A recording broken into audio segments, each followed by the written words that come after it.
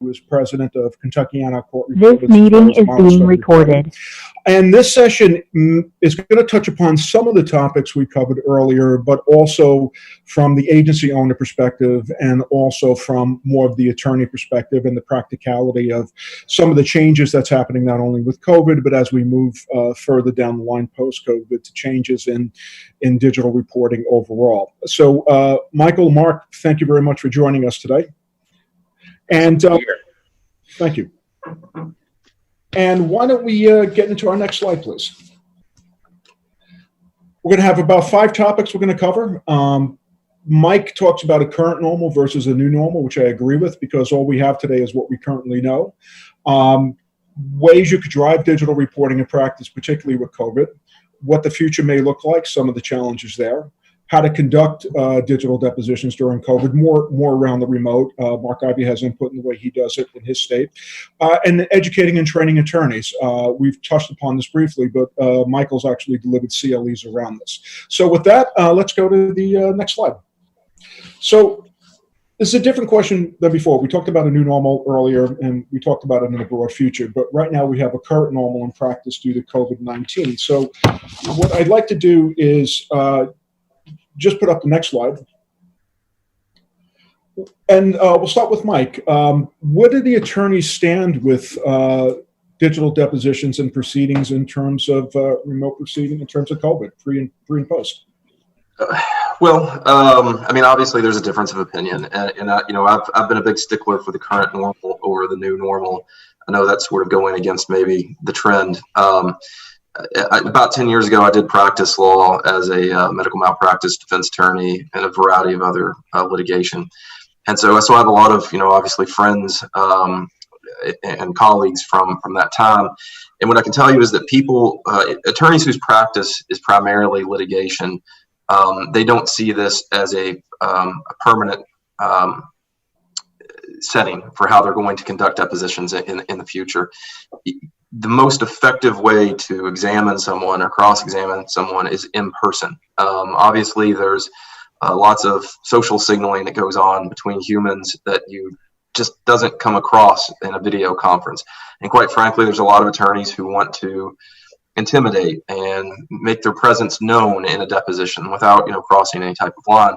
But you just can't do that when the person that you're examining is sitting in the comfort of their home, you know, sipping coffee in their slippers or whatever else. It's just different. And so what I'm hearing from a lot of our litigators is they're still trying to hold out hope that they can take critical witnesses in person. And right now they're simply doing a lot of the rudimentary witnesses that they don't perhaps care as much about or find as important. So I would say it's, again, any of the serious litigators, they're going to go back to in-person depositions. That's my opinion. But people who take a few here and there, some of the litigators where it's almost like a commodity, like workers' comp in most states, they seem much more receptive to this being a permanent solution. So I think a serious percentage of it will remain, you know, remote. That's my experience. And Mark, you may have a slightly different opinion from your experience. It's almost a little bit same opinion. What we've found on our end is that there's a resistance from attorneys to do the Zoom or video conference depositions, much for what we just heard is it's not in person. You're not seeing the nonverbal communication that you usually see in face-to-face. And also, you know, there's attorneys that like the home court advantage. They like to have somebody come to their office and it's, you know, more on their terms and on their turf. So there's part of that's being pushed back.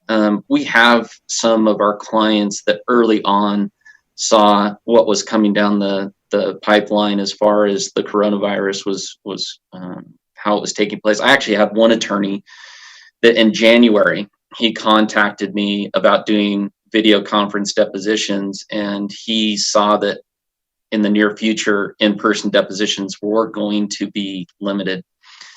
And he was way ahead of the curve. I didn't think it was going to be as serious as he said it was.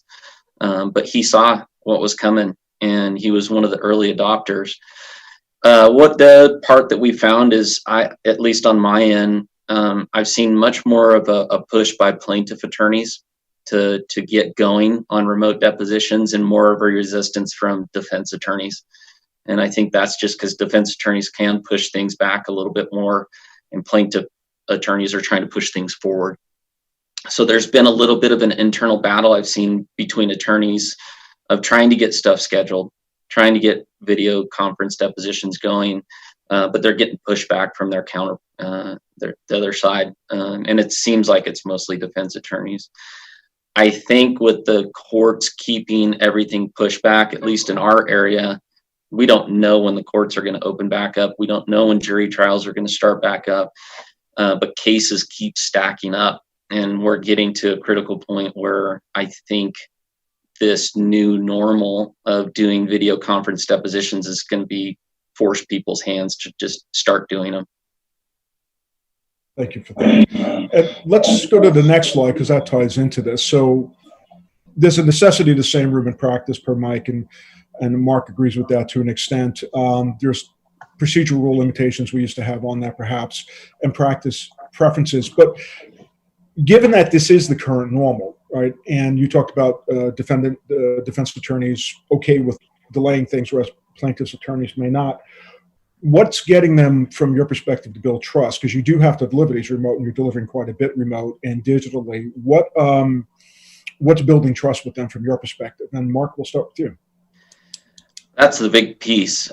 Just in digital, depositions are doing things differently that we've battled the whole time. Mike has a little bit different story where he does more of a hybrid of court reporting and digital, and we're full digital.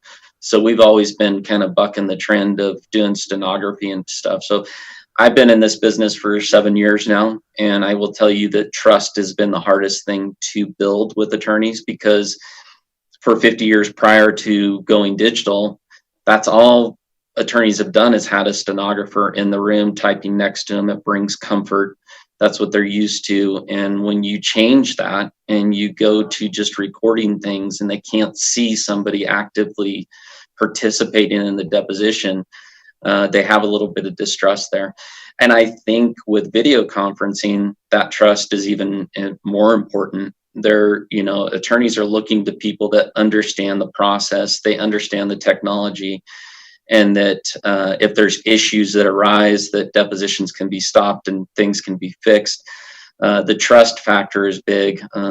And I don't know if I can really speak to this as much as Mike, as far as the court reporting side goes with the video conference depositions, but there has been, from our experience with our client base, a little bit of, I don't want to say it's trust, but hesitancy. They're worried that everybody in a remote location, is the record going to be protected?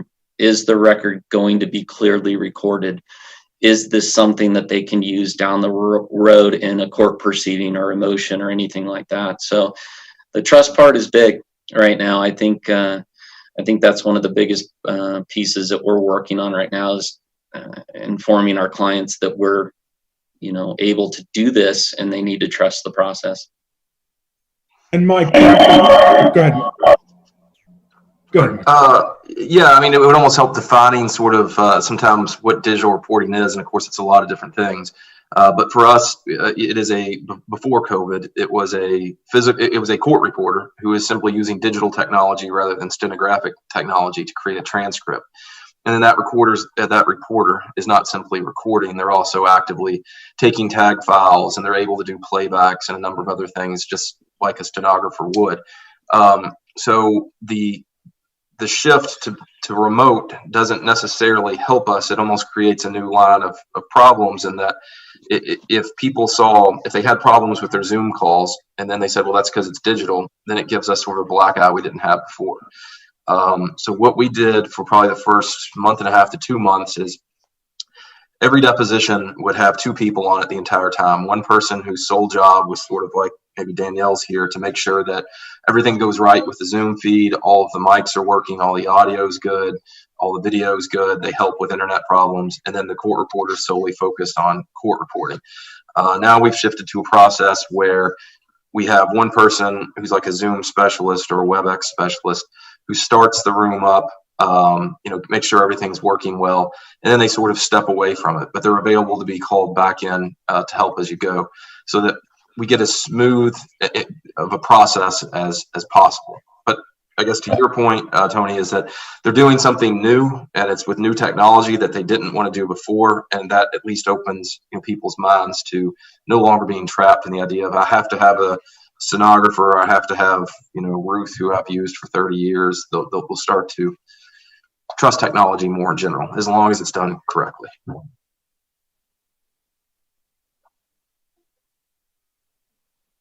My bad. Thank you both very much for that. And let's go to the next question, which is here. This is more about driving it in practice itself. And we've previously discussed some of this in prep for this call. Can we go to the next slide? So as business owners, as looking at deposition growth, Mark, you're all digital. Mike, you guys are digital. You have some other businesses with that as well. But we may have some agencies that are looking to make a transition, and they're not really there yet. Depositions as a percentage of all transcript volume, based upon some statistics we're going to show you later, and that represent the majority of the market out there, or serviceable proceedings. Digital court reporting is a smaller percentage of that still. However, over the next 3 years, it's going to increase. The growth we see is going to be driven by a couple of factors, and we've discussed this before: continued attrition and reduction in stenographic community, technology improvements, pressure on cost, faster turnaround time. Both of you have gotten to very high levels of competitiveness and success with your respective businesses with digital. What do you think the growth is going to be in terms of digital reporting, where it just becomes another form of court reporting over the next several years? And do you see it accelerating now with COVID? Or does it not really matter at this point? Mike? Well, I mean, for us, the only thing that slows us down from expanding digital growth is laws and barriers that prohibit their entry into the marketplace. Because everywhere we go, once we enter the marketplace, we're at a competitive advantage. We can train people faster. We get people from a wider variety of demographic population. It takes a certain personality to want to learn shorthand, which is like learning a second language, and then how to type it super fast. So you get a lot of different personalities involved, and it makes them easy to work with, and we can perform where we generate a transcript that's accurate, that is completed faster than a traditional stenographic system, and more affordably. So the only barrier for us to entering marketplaces is statutory in nature, at least in my experience so far. But there is always room for improvements in technology. Obviously, the ability to transcribe faster, which Verbit's been very helpful to us in a significant portion of our business. And just the ability to capture really great audio, obviously, and have good, competent reporters. Thank you. Mark? Yeah, to tag along on that, there was actually in the chat, somebody brought up I just read real quick, somebody brought up trust and the training side of stuff, and that kind of goes into what Mike's saying. For us, it's really important to have competent people that are recording depositions. Attorneys need to be comfortable with the fact that the person that's recording the deposition, one, understands the process, two, understands the rules of civil procedure in regards to recording a deposition, and understands how important making sure every aspect of the deposition is recorded without any issues. All it takes is one question in a deposition not to be recorded the right way, and that could be the most important question in the whole deposition. So it's training people to understand the importance of depositions. And in our side of the business, we haven't looked at trying to take people off the streets and train them in this process. We did that in the beginning, and it just didn't work. We needed to try and find people that understood the legal aspects of what a deposition is. A lot of our digital reporters are trained professionals in the sense that they're all paralegals. They've either worked for law firms for multiple years in litigation, or they have a good education in the legal field as a paralegal. So we look to try and create that trust and being able to have a great record by putting somebody in the room that understands the whole process and understands the technology that they're sitting in front of what Mike said. Yeah, I want to touch on that too, because I didn't see the question, and I think it's a good one. I think there's some misconception that people are sort of pulled off the street and just go in with a tape recorder or something. If that's what we were doing, we would have gone out of business a long, long time ago. The person asking the question said, there's a licensing board who will pull a reporter's license if they don't do well. Well, I believe in markets. If we didn't produce an accurate verbatim transcript in a group of professionals who communicate with one another daily, we go out of business. Nobody's going to use a court reporter who can't report. The reality is that it is very accurate. I would say about 75 to 80% of our court reporters hold at least a 4-year degree from a state college or better. You're not pulling people out of the community colleges. Not that there's anything wrong with that, but there's training. It can be done faster because you're not learning how to type a second language. You're learning how to use resources that we all grow up using now in terms of computers. But if you're not doing it right, you won't last long. So, just to add to that real quick too, Mike, I spent a lot of time before I started this business, before I ever recorded a deposition, and I spent a lot of time talking to judges and attorneys in my area about the record. And one of the judges that I met with, he was a senior judge, very well respected. And he was the one that told me that, look, my juries are changing. My juries are people that are walking into the courtroom that have been born and raised with iPhones in their hands and things like that. They're technology savvy people.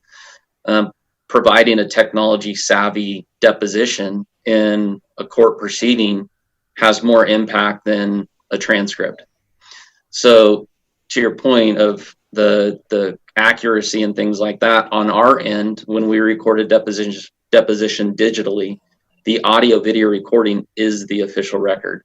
The transcript that's created from that recording is just an aid to the official record. So it sits better with the courtroom, but again, it's training the right people to make sure that the recording's done properly. Great. Thank you both for that. And I appreciate you pushing that out, because that adds to a kind of a question on the changing role of how you have to deliver with digital reporting and stenographic as well for other agencies. Is if you look on the left, this is the current normal, right? We came into this with a proposed shortage and attrition in the stenographic market. Mark, you've talked about in the past how it's difficult in some markets to get certain proceedings fulfilled for depositions. And now since February, we have 5 additional layers of complexity we all have to deal with, not just in legal, but across the board. We've had the crisis response, had to be a rapid change in the courts to keep the courts moving for certain proceedings, reporting agencies how to adapt, the potential economic downturn. Now we're looking at phase mitigation, reopening. Some states may solve, and ongoing virus suppression and reemergence. And, we all like to be back in the same room. Some states we may, some states we can't. Within a few months, we may have an effective antiviral. We just don't know. But this is the current normal. What, in your mind, is our ability to service with digital and other deposition needs, changes to live remote deposition, a potential of backlog of cases, increasing demand, and more proceedings? Is the industry prepared to handle it? Enough people trained in remote, or enough people trained to handle the volume? And given all this, where is digital situated to be a potentially good response mechanism? Well, I mean, from my perspective, you can obviously, if you need to add court reporters quickly, you can obviously train them faster than you can train a stenographer. I mean, stenographer school generally is 2 years minimum. Some people take 6 years. Some take 8. So it's obviously something that can be done much faster. The other thing I would say is that our digital court reporters take a deposition at least one every single day. They're working at least 8 hours every single day. Our stenographers generally like to take 2 to 3 depositions a week.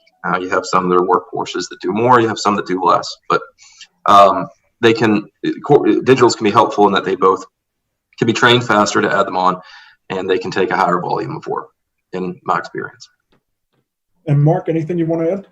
Yeah, I mean, Look, I again, coming from the full digital perspective, I've been paying attention to the marketplace for the last 7 years. There is a shortage of court reporters that is happening. I've talked about it in some LinkedIn articles that I've done. We've had experiences with certain law firms trying to go out of state and not being able to find a court reporter because they're not available. I think that what's going on with the marketplace right now, there's going to have to be a shift or a push to handle the volume that's coming. I mean, I know everybody's had kind of a slowdown at a certain point, but things are starting to pick back up. My concern is that the marketplace is going to have more demand than there is services available. And look, this industry isn't something that somebody on the street is looking at saying, hey, what if we got into the digital deposition market? This change is going to have to come on the side of who's already in the marketplace, of transferring or moving from stenographic to digital, or breaking an arm off and going digital. But this isn't an industry that people are paying attention to right now, and there is going to be some demand issues I foresee in the near future. Thank you. Next one, please. Mark, you touched upon this in some of our prep discussions, particularly around Nevada, but what we're hearing from other people in previous presentations is obviously we're seeing some changes to the civil rules and procedures to allow remote notary and others. Is it going to be permanent? There's always been ways not to have to be in the same room for a proceeding. What's your take from where you sit in your state in Nevada? Well, Nevada, in 2005, they changed the rules of civil procedure to mimic the federal rules of civil procedure, which is you can record a deposition via sound. It was sound and visual, or stenographic. They just changed the language in this last legislative session to say audio, video, or stenographic, and that it just needs to be recorded in front of somebody that can administer an oath. They do have a rule in Nevada that it's a stipulation rule, that if all parties stipulate a deposition can be recorded in front of anybody. It doesn't matter who it is, as long as they all stipulate to it. But as far as my business goes, my Bible is the rules of civil procedure. That's how we record. That's how we create our end product. There's certain things that we have to do to provide to attorneys and courts that fits those rules. In Nevada, we're just wide open right now to record in any manner that we want. I was briefly talking to Mike before. We've done some work in California, but California is a stipulation state. You have to get parties to stipulate to recording non-stenographically, and the rules divert or favor stenographic depositions. So I think if there's enough demand on the marketplace, attorneys are going to have to push their legislatures to adapt new rules so they can get depositions done. I see in the future, everything's going to be done digitally. That's my opinion. Mike, anything you want to add? Yeah. No, I mean, in terms of rules, we've seen it all. I mean, the slide here is accurate. Our core markets are Kentucky, Colorado, Florida, and the surrounding regions. Kentucky and Colorado have temporarily adopted that standard language that everyone is about notarial acts, and it has to be audio visual, and recording has to be maintained for 10 years. Florida is has a constant renewal of a Supreme Court order. I think it's up to us as people in the industry, and certainly organizations like the AAERT, Speech to Text Institute, the NCRA, to lobby their states to go ahead and put a permanent rule into place where those don't exist, so that these practices can continue. Because even if we get a vaccine, who knows when that will be, there's still going to be a certain percentage of the population that simply isn't comfortable sitting in a room with a stranger, and that's going to happen for a long, long time. The elderly, the immunocompromised, and a lot of those people make up our lawyers and our experts. So some type of permanent solution will have to happen. Okay, let's go to the next slide, please. It's a little bit about more fulfillment, but from your perspective. And the next slide, please. we've talked a lot about these digital tools, people adopting the rope, but they're not without their challenges. And in our previous discussion, Mark and Mike, you talked about it's not exactly the same. It's a different fulfillment, but there are some challenges to it, and why there is a preference for the same room. So,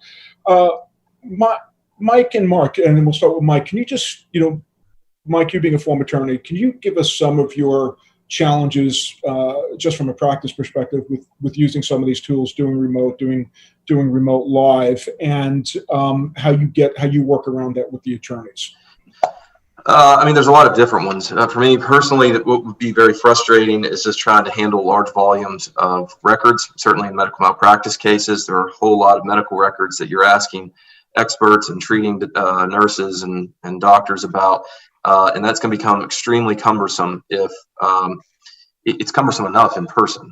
So you really have to make sure that they planned adequately ahead of time. We tell everybody to go through and label every possible document they could use, put it all in one folder on their desktop, deposition of Joe Smith or whatever.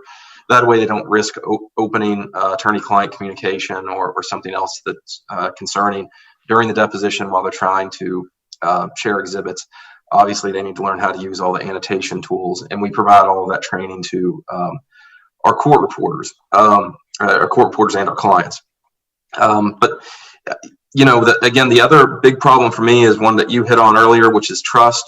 We have clients who are very concerned that the witness is going to receive communications during the deposition and essentially be coached on answers because no one can see what they're doing. One of the solutions we have is they can use one of our conference rooms if they'll come to it, where we sanitize the whole area and we put up essentially a second camera. There's a webcam on the witness, and then there's a second camera that's watching the witness's computer and watching where the witness is, so that the witness isn't sitting there getting fed answers the whole time. We've also done that sort of remotely, I guess, where we go and set up a hotel or conference room near that person, use a sanitary process, set up multiple cameras, and then the witness comes in and testifies from there while our court reporter is still remote. So just basic things like that are, I guess, two examples of problems we've seen. And the key is really train the lawyers ahead of time. I think I'm over the 70 CLE mark at this point. We do them almost daily. I had an attorney who's practiced for 40 years finally broke down and said, yeah, I've got cases that have to go forward. And so we did a one-on-one CLE for 2 hours with him, just to familiarize himself with Zoom and WebEx. Got to train your clients. Let's go to good, Mark. Good. No, I just that training part is big. It's there is technology now that allows we in some depositions we have attorneys that use TrialPad, and you can use TrialPad and hook it up to Zoom where you can pull up exhibits and mark them. That's helped in some situations, like Mike talked about, the document intensive cases where they can actually set up a case in TrialPad and use that as a way to show the exhibits during a deposition. But the training part of the attorneys and even the deponents of what their role is important in this time. And I just threw the slide up here, and this has been on some previous sessions as well. But from an agency owner's perspective, how important is it to know this technology? Are these must-haves? Are these differentiators for where you're going? And Mark, maybe you can pick up on that. Yeah, we use a couple different companies as far as the technology side.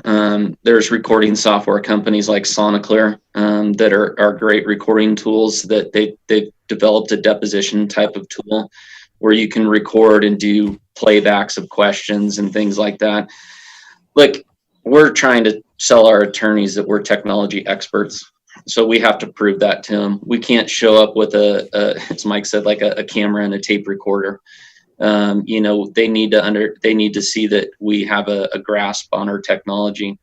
And I think technology is just getting better and better. We've talked about working with Verbit and the future things that we want to do with you guys, as far as being able to do live transcripts and things like that, and end user kind of aspects. The more we can show attorneys that we understand the technology, and the technology actually helps their case, their clients, and saves them money, it's big. So we have to be technology experts, or we wouldn't have any clients. Great. Yeah, I mean, I agree with that completely. And in terms of platforms, I would say 90% of our depositions are taken by Zoom right now, even though we tell all of our attorneys to go with WebEx is what I prefer. It's the only secure platform that I've found, or it's the most secure, I would say. Zoom does not have end-to-end encryption. It's had a lot of hacking problems. I think it's subject to 3 class action lawsuits, and yet all the lawyers use it. But be sure to, you're at least familiar with all the platforms so that you can speak about them in an educated way and give your client all the information they need so they can choose what they think is best for them. I will talk about just that real time. You've got that third point there, and Neil had asked about the role of real time. I mean, I think it's huge. We have several going on right now. Real time depositions. We're using remote counsel to stream the text. I know there's some other options out there that you can use as well. And it particularly in cases that call for it that are highly technical in nature, or terms are very specific and important, like IP type of cases, we see a whole lot of requests for real time where it's getting streamed, and it works fine.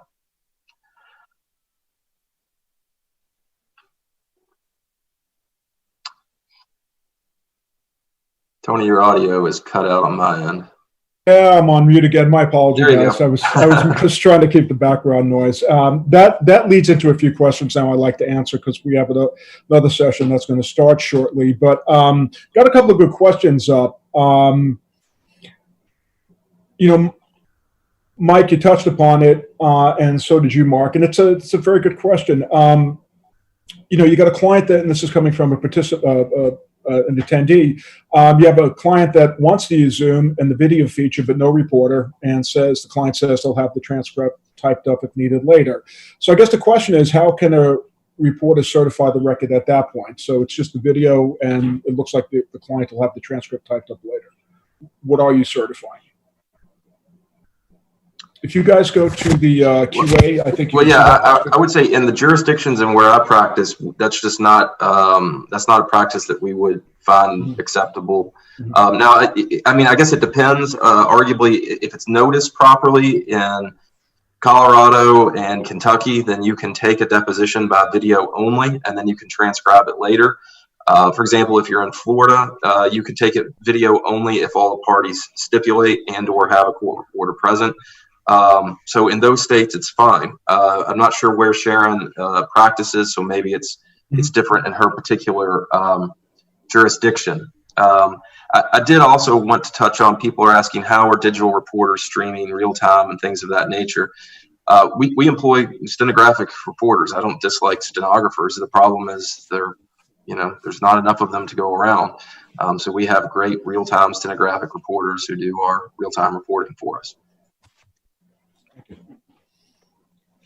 To follow up on that, in Nevada is where we primarily do our depositions. We have to have a script that we read when we go on the record, and that script has to state who we are, who we work for, where the deposition's being recorded, the date, the time, the deponent, swear the deponent in.